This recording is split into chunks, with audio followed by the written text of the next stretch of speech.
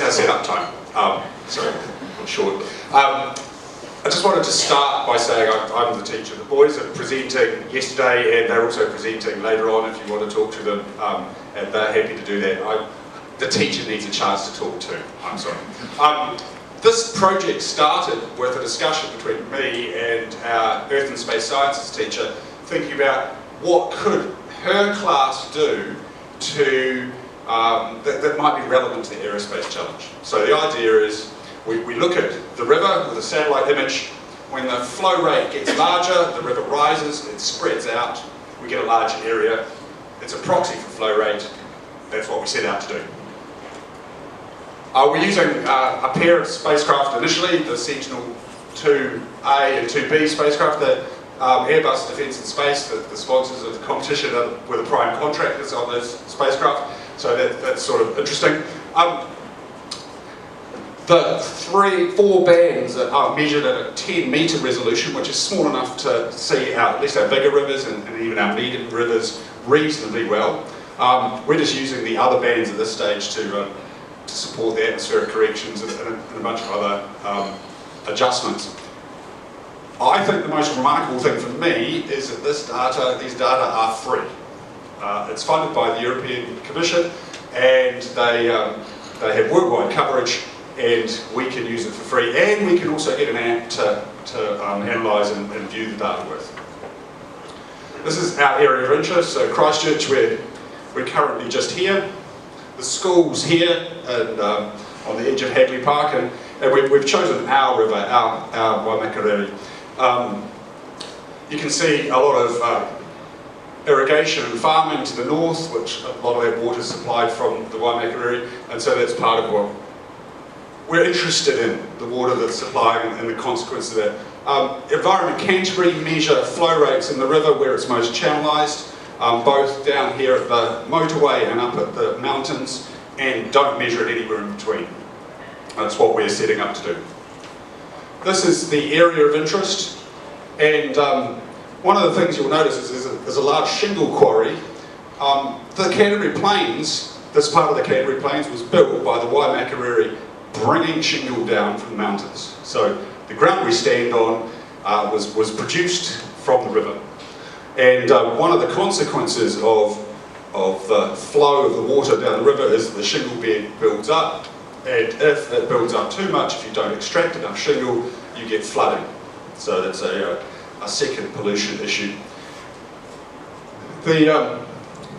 Initially we started with the Year 13 schoolboys just expanding this image and counting pixels that looked like water. So that was their project at the beginning of Term 2, and correlating with the flow rates. We've got a little more scientific, and we're using one of the water indexes. Water absorbs near-infrared really strongly, and the shingle and the vegetation reflects it very strongly. So the difference between the two, you can do that calculation for all the pixels, and you can pick out the water. Okay? Take a histogram of the area of interest, and you can see up here positive, that's the blue coded water.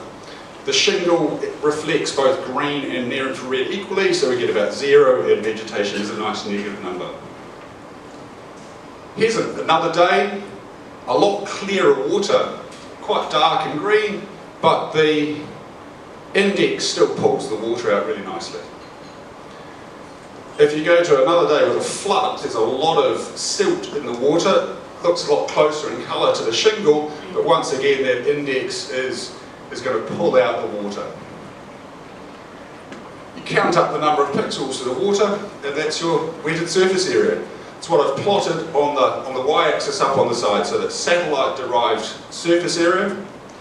These are ECAN measured flow rates about 12 kilometres downstream from our area, and when I produced that graph I got ridiculously excited. It's the best correlation I've seen in a long time. If you use an open channel flow model and fit the river profile, you can theoretically move from the area to a flow rate. And that's the core of our primary product. The blue line this one here, is the profile that I fitted to fit that correlation. What we've got here is the depth of the shingle bed, so this is the deepest part of the water, and just sorted right across the width of the river by height. These three measured profiles were ECAN measured, Environment Canterbury measured in 2009. I couldn't fit the correlation with those. The correlation matched the two downstream river profiles, and the difference here is about 25 centimetres. 2010, 2011, we got an earthquake. Lots of shingle is not being extracted out of the river, so the riverbeds build up. Speculate that this was the cause of that. The model is very sensitive to shingle bed levels. So move on to, I eventually managed to extract another set of more recent profiles from 2016 from ECAN, and you'll notice that that model profile now is sitting exactly pretty much in the average of the two more recently measured profiles. We've got 3 years of data that we've analysed. That's sort of the first data product produced about 3 months ago, which I then supplied to our year 13 stats class. They did a whole NCA project analysing seasonal variation. Here's the comparison between the satellite and the ECAN measured flow rates for 2017. You'll notice no red dots here. Lots of sort of storm events, cloud, can't see the ground. We've started using the radar satellites, the pair of Sentinel-1 satellites, and that's been allowing us to see through the cloud, and there's a presentation over on the side that you could have a look at. We can measure the flow rate everywhere up the river, which is going to let us, we think, measure the amount of water disappearing out of the river into the groundwater. I've focused on the flow rate issues. We've made some preliminary work on all of the other ideas up there.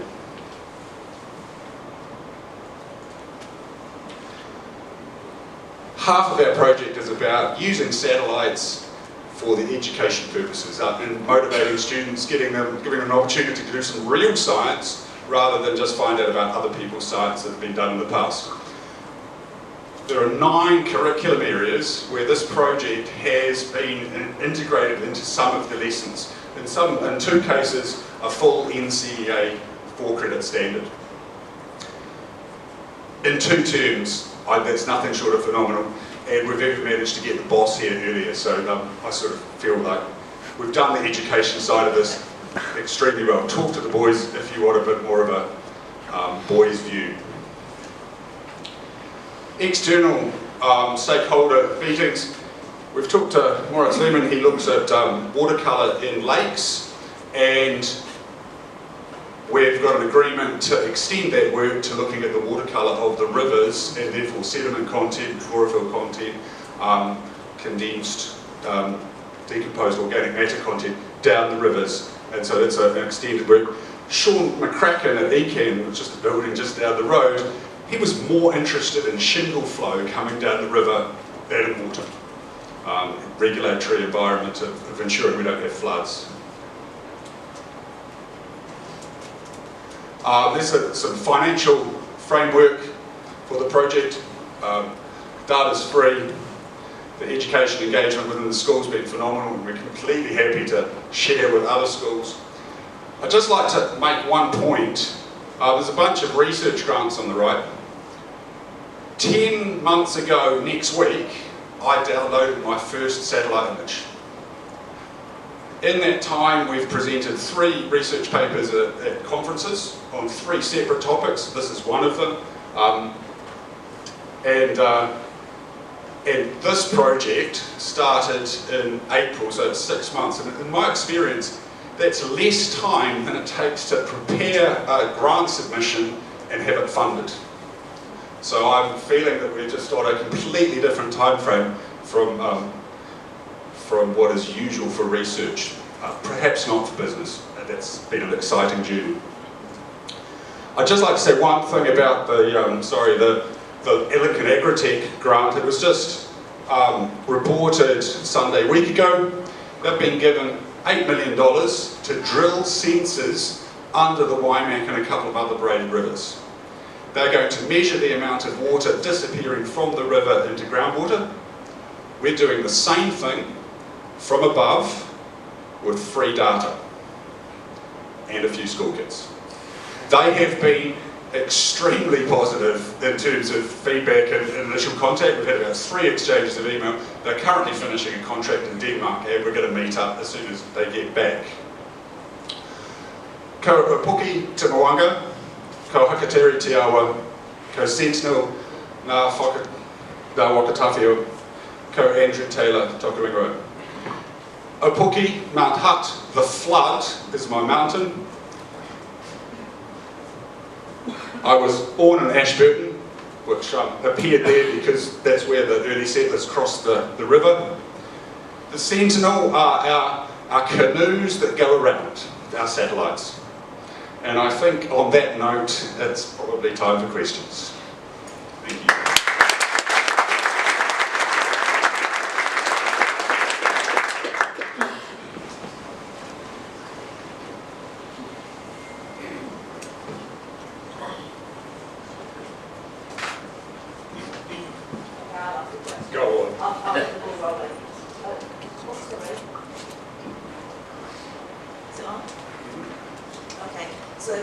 One of the things we want to know about the technologies is the ability for people to take it up and use it. Obviously you've been working with ECAM. Do you have any idea what the business case might be for this technology, the sort of end users you might be selling it into and who might use it? Okay, so the first thing I'd say is the students are end users of this project and this product. And we have had a huge penetration within the school and within our external providers. We're quite happy to take that into other schools, and I know that's a social entrepreneurial model and that's different from typical business response, but that's part of it. The second part is that the model, or the science is very sensitive to riverbed levels, and therefore in a regulatory environment you need to monitor shingle, and that gives a satellite-based monitoring system where you don't have to go out and measure river profiles. You don't have to fly LiDAR, which don't penetrate the water anyway, and therefore you've got a good measure of that. So that's the regulatory environment associated with shingle and with ECAM. We can measure the entire river length, and actually any river anywhere in the world that's braided, and there aren't just in New Zealand, there are a bunch of braided rivers in other parts of the world as well. Particularly for the Canterbury Plains, the recharge of underground water is really important in terms of regulating the amount of water that's extracted. And this is, I think, going to give a model which allows us to measure that continuously. And so that's the second area. Irrigators want to know whether they can draw more water. Regulators and people concerned with the environment want to make sure they don't draw too much. And so we're sitting with both markets, I think.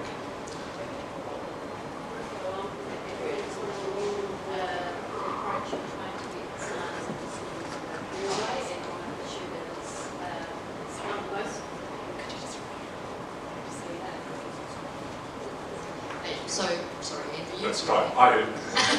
So, commending you on getting into the education system on an issue that is one of our biggest issues for the country. My question really is, braided rivers are very unique, as you said, as we know. How applicable is it to other rivers in New Zealand? So, the Lincoln Agritech project has got a river here, a river in Blenheim, and a river in the North Island. I know we have the church I'm part of sponsors a set of missionaries in Central Asia, and we can look at their local area, and there are braided rivers there. There are actually braided rivers in many parts of the world, and the channelized rivers of Europe, this method will not work for. But I think one of the things about this method is at the moment ECAM can't measure flow rates in the braided rivers, which is the environment which they want to protect with minimum flow rates. And so this method gives you an opportunity to measure the flow rate where it's most directly relevant to the ecology. of protecting the braided rivers.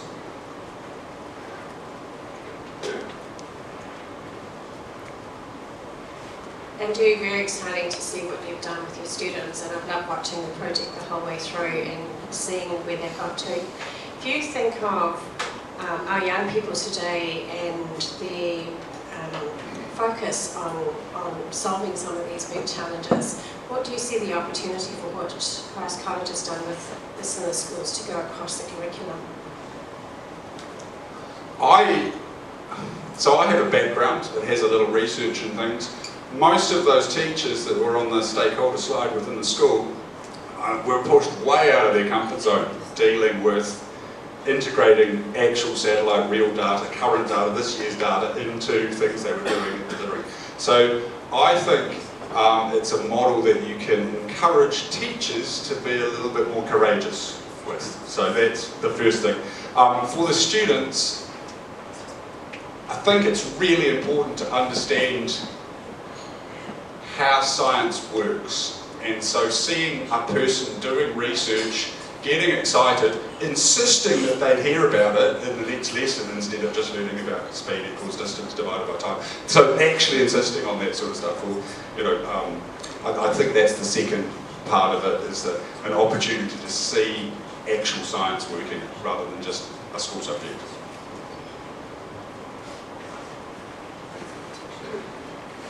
Yeah, most impressed. It's amazing progress you made just for the 1 year. You mentioned right at the end the use of radar, and I wondered, had you considered the correlation between water flow rate using the NDWA index and the radar profiles you did? So the water index is specifically optical wavelengths, so you can't use it directly with radar. The radar, there's one of the boys that's got a presentation.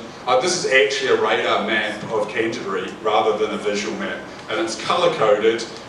Basically, so it looks like the sun's rising on the Southern Alps, but the spacecraft's actually heading south from the east, setting the radar pulses in. So this is in fact a radar scan. You can see the rivers really clearly in that sort of representation. In essence, a satellite radar pulse comes down, hits the water, it reflects off, and the radar pulse doesn't go back to the satellite on the water. The shingle's about the same size as the radar wavelength, and so it backscatters strongly. And then the vegetation, in particular trees, do some weird stuff with the polarization. They reflect strongly, and they also reflect across polarization. And you can see one of the demonstration ones with the same day, optical and radar. I fit a 3 Gaussian model to the histogram. Area of the water histogram matches almost exactly to the optical data from the same day. I just got too excited about that one too. And yes, we can see through cloud, and we can get data 4 times every 12 days. I hadn't realised the countdown clock had finished. I was watching the countdown clock, but I think there was set-up time, so I went to 5. Okay. It's a bit rugby oriented. I'm afraid I need to stop you there. Thank you, Andrew. You can hold on to that. Thank you, Andrew. Those are your team over there, are they? So a big hand for the team there. Thank you.